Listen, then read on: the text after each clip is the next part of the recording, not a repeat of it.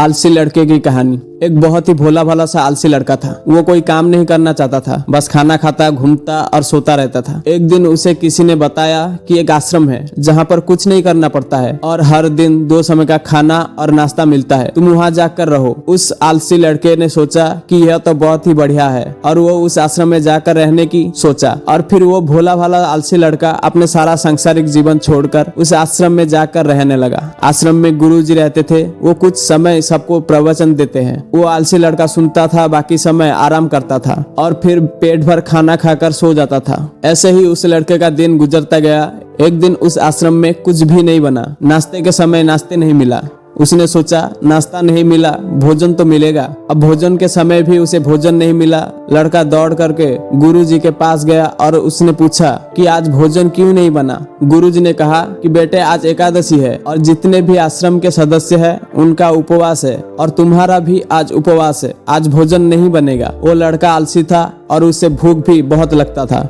उसने गुरुजी से बोला कि मैं उपवास नहीं करूंगा, मुझे भूख लगी है, मैं खाना खाऊंगा। गुरुजी ने बोला ठीक है, जाओ भंडारे में से सामान लेकर आओ और आश्रम में नहीं बाहर ले जाकर बना लो, लेकिन याद रखना भोजन बनाने के बाद सबसे पहला भोग भगवान को लगाना और फिर तुम प्रसाद पाना। वो लड़का बोला ठीक है और फिर अनाज लेकर नदी के ओर पहुंचा। भोजन पकाने लगा, तैयार हुआ। उसके बाद कहने लगा कि भगवान श्री राम आइए, पधारिए, भोग लगाइए। अब जब उसे लगा कि भगवान तो आ नहीं रहे तो फिर कहने लगा कि मुझे मालूम है आपको तो अच्छा खाने की आदत है, मैं बना नहीं पाया और मुझे अच्छा भोजन बनाने भी नहीं आता, लेकिन जो भी रूखा सूखा बना है आकर खा लीजिए। भगवान श्री राम उसके सरलता पर बहुत ही प्रसन्न हुए और उस लड़के को दर्शन दिए। उसने देखा कि भगवान श्री राम आए हुए हैं और उनके साथ में माता सीता भी आई हुई है, लेकिन लड़के ने सिर्फ 2 लोगों के लिए ही भोजन बनाया था, एक अपने लिए और दूसरा भगवान के लिए। और अब क्योंकि भगवान के साथ माता सीता भी थे तो उसने उस भोजन को माता सीता और भगवान के सामने ग्रहण करने के लिए रख दिया।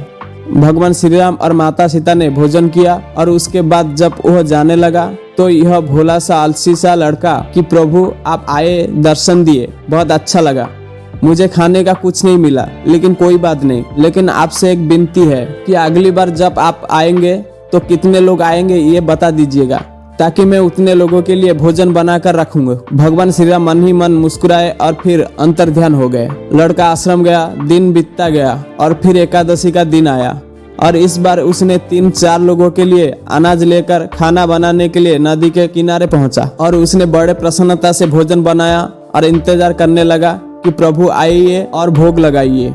इस बार लड़का देखता है कि भगवान श्री राम पूरा राम दरबार लेकर आए हैं, जैसे माता सीता, लक्ष्मण, भरत, हनुमान जी और सभी लोग आए हैं।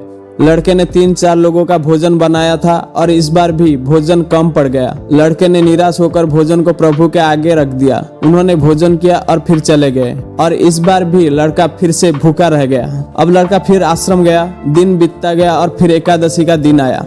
इस बार गुरुजी से कहने लगा कि गुरुजी मुझे इस बार थोड़ा ज्यादा अनाज चाहिए। गुरुजी सोचने लगा कि यह इतना सारा अनाज का करता क्या है, कहीं इससे बेचता तो नहीं है। फिर उन्होंने कहा कि ठीक है, भूख से परेशान रहता है। लड़के ने कहा नहीं गुरुजी, मैं भूख से परेशान नहीं रहता हूँ, प्रभु के साथ बहुत लोग आते हैं, उनको भी तो भोजन कराना पड़ता है। गुरुजी को लगा कि लड़का पागल हो गया है, लेकिन गुरुजी ने सोचा कि चलो एक बार चलकर देखते हैं कि लड़का इस अनाज का करता क्या है। वो भोला सा लड़का अनाज लेकर के नदी के किनारे पहुंचा और इस बार भोजन बनाया नहीं। उसने सोचा कि प्रभु हर बार ज्यादा लोग को लेकर आते हैं, इस बार वो जितने भी आएंगे खुद बनाकर भोग लगा लेंगे और फिर प्रेम से प्रभु को बुलाने लगा।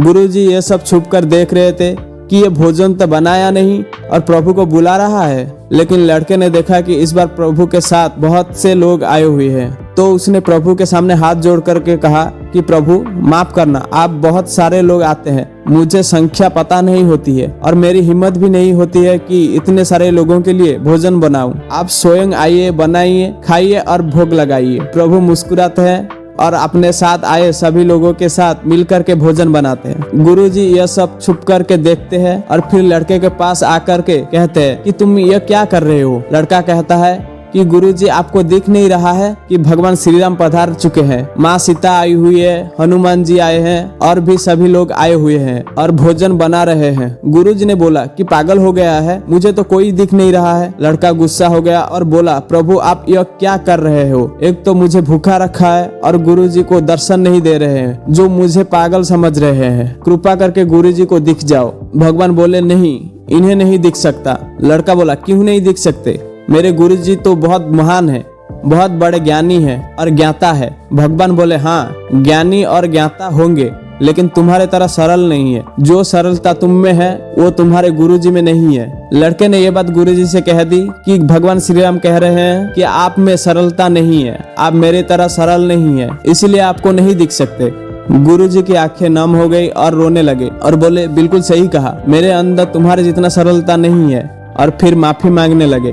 फिर भगवान ने गुरुजी को भी दर्शन दिए। यह कहानी हमें सिखाती है कि जीवन में सरलता सबसे आवश्यक है। जितने सरल बने रहोगे उतने जीवन में आगे बढ़ते चले जाओगे। जब आप सरल होते हैं, आप खुद भी मुस्कुराते हैं और दूसरे को भी मुस्कुराने की वजह देते हैं।